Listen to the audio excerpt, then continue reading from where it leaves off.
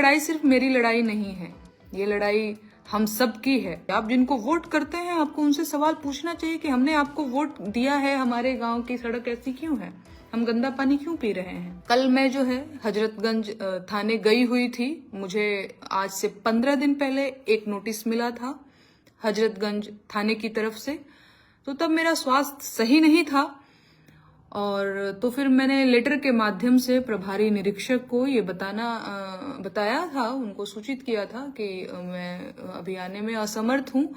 बाकी video call पे, video conferencing, zoom meeting, और मैंने अपना नंबर भी दिया था कि आप कभी भी किसी भी वक्त जो है आप मुझसे कांटेक्ट कर सकते हैं। मैं हमेशा ही आपका जांच में सहयोग के लिए तैयार हूँ। तो 14-15 दिन बीत गए होंगे और दोबारा से मुझे नोटिस 2 तारीख को मेरे दरवाजे पर नोटिस चस्पा किया हुआ था। तो फिर शायद कल मैंने देखा तो फिर मुझे लगा कि ठीक है, अब अगर जांच में सहयोग के लिए मुझे बुलाया जा रहा है तो बिल्कुल मुझे जाना चाहिए।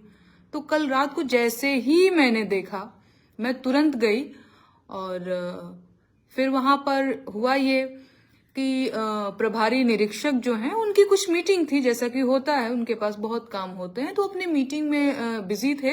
मैं आप लोगों को बता दूं, मुझे हिरासत में नहीं लिया गया था। मुझे मेरे घर पुलिस मुझे उठा करके लेने नहीं आई थी, मैं खुद गई थी।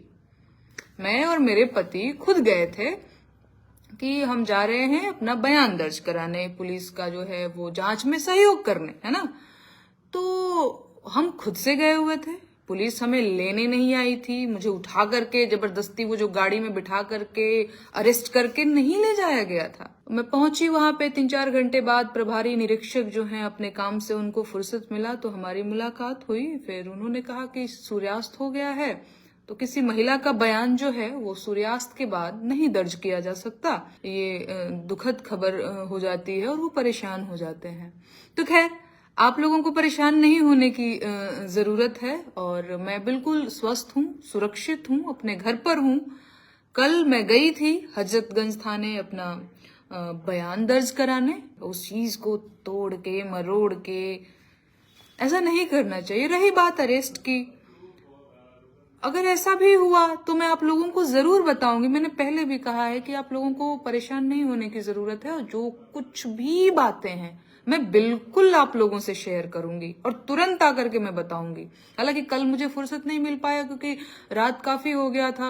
मैं वहां से लगभग 12 बजे निकली थी घर के लिए, तो फिर 12-1 बजे लाइव आकर के बातचीत करना, मुझे लगा कि आप लोग भी मतलब सो ही गए होंगे तो कोई मतलब नहीं है। तो फिर मैं सोचा कि सुबह उठ करके मैं आप लोगों को बताऊंगी। जो मेरे शुभ चिंतक हैं उन्हें परेशान नहीं होने की जरूरत है।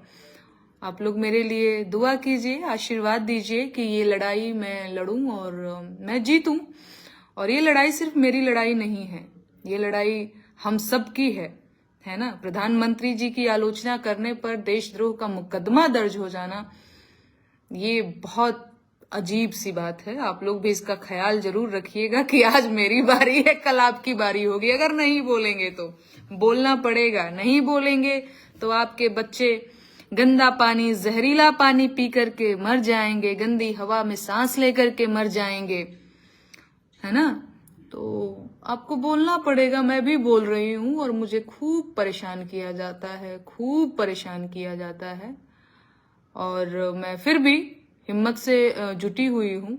हौसला मेरा नहीं टूटा है, ये बड़ी अच्छी बात है। लेकिन आप लोग भी प्रयास कीजिए कि आवाज उठाने का काम सिर्फ मेरा ही नहीं है, आप सबकी भी जिम्मेदारी है ना। आपकी बारी होगी, आपके अपने घर के लोगों की बारी होगी, तो आप लोग भी बोलना सीख लीजिए। जो लोग भी मेरी आलोचना करते हैं, मुझे गंदी गालियां देते हैं, मैं उनसे भी कहना चाहूंगी, पता नहीं आप क्यों और किस वजह से सरकार का समर्थन कर रहे हैं और इतनी गंदी चीजों का भी आप करिए। आपका मैं विरोध भी नहीं करूंगी क्योंकि भैया आप भी आजाद हैं कुछ भी करने के लिए, बोलने के लिए, समर्थन करने के लिए, सरकार का विरोध करने के लिए, अपनी बात कहने के लिए, चुप रहने के लिए, आंख बंद करके सब कुछ न्याय अन्याय देखने के लिए।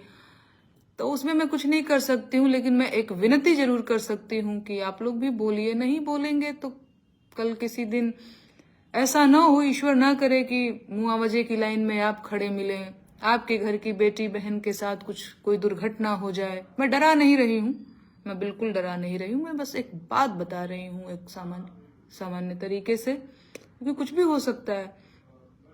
ऐसा ना हो कि, अब छोड़िए जाने दीजिए, मैं ये तो बहुत डराने वाली बात हो जाएगी, लेकिन हाँ डर लगता है। अभी फ्लाइट में बैठने में डर लगता है, ट्रेन में जाने से डर लगता है, बस से जाने में डर लगता है, कहाँ हम सुरक्षित हैं।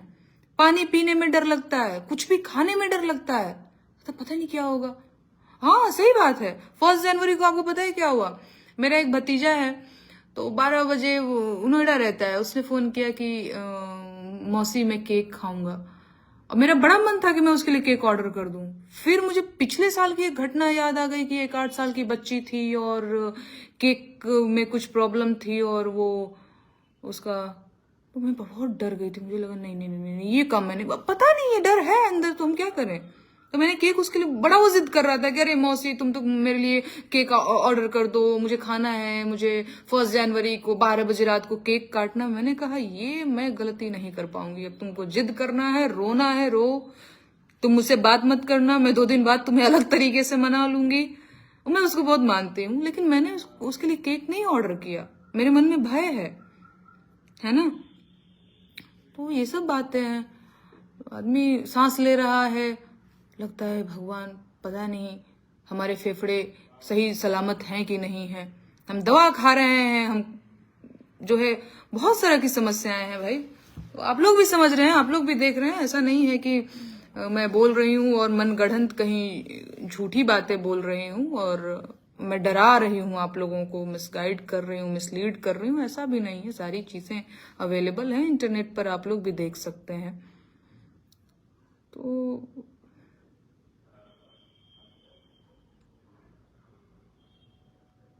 हाँ, मांडवी दुबे जी लिख रही है, सही बात है, डर लगता है। हाँ डर लगता है, आप लोग भी डरते होंगे। और अगर आप डरते हैं तो ये बात कहिए कि आप डरते हैं, आपको कहना चाहिए, आपका अधिकार है। आप क्यों, मतलब आप आजाद देश के आजाद नागरिक हैं, आप क्यों डरते हैं, है ना। आपको सवाल पूछना चाहिए, आप जिनको वोट करते हैं आपको उनसे सवाल पूछना चाहिए कि हमने आपको वोट दिया है, हमारे गांव की सड़क ऐसी क्यों है, हम गंदा पानी क्यों पी रहे हैं, ये हमारी तो जिम्मेदारी नहीं है। पर लोगों को यहाँ लगता है कि सारी जिम्मेदारी मेरी है। अब मुझसे सवाल पूछते हैं, मैं कहीं की जनप्रतिनिधि नहीं हूं, आपने मुझे चुना नहीं है वोट दे करके कि हाँ नेहा सिंह राठौर तुम जा रही हो, तुमको हम जो है विधानसभा भेज रहे हैं, लोकसभा भेज रहे हैं, तुम विधायक हो, तुम सांसद हो, तुम मंत्री हो, तो ये तुम्हारी जिम्मेदारी है। मैं नहीं हूं कहीं की सांसद, विधायक, मंत्री, प्रधानमंत्री, फलाना मिनिस्टर, ढिमकाना मिनिस्टर। अरे मैं बहुत साधारण सी लड़की हूं, मेरी जिम्मेदारी नहीं है। लोग मुझसे कहते तो तुम क्यों नहीं जा करके दिल्ली की हवा साफ कर दे रही हो, तुम क्यों नहीं इंदौर का पानी साफ कर दे रही हो, बड़ी तो सवाल पूछ रही हो तो तुमको साफ कर देना चाहिए। अब यहीं पे सारी जो लॉजिक है वो माथा पीट लेती होगी। और जिनको आपने वोट दिया है, जिनको आपने चुना है, जो आपके नेता हैं, वो किस लिए हैं?